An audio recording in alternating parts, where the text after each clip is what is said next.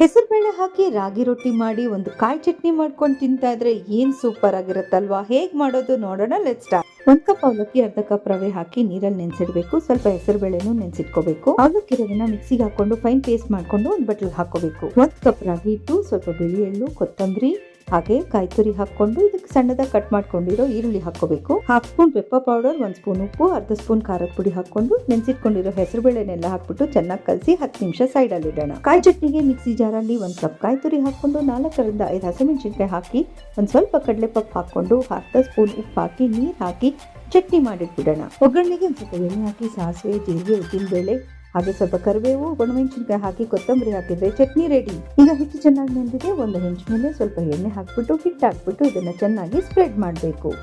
ಈಗ ಹೆಂಚನ್ನ ನಾವು ಗ್ಯಾಸ್ ಮೇಲಿಟ್ಟು ಮುಚ್ಚಿಟ್ಬಿಟ್ಟು 2 ನಿಮಿಷ ಆದ್ಮೇಲೆ ತೆಗೆದು ನೋಡಿದ್ರೆ ಬಿಸಿ ಬಿಸಿಯಾದ ರಾಗಿ ರೊಟ್ಟಿ ರೆಡಿ ಆಗೋಯ್ತು. ನೋಡಕ್ಕೂ ಕಲರ್ಫುಲ್,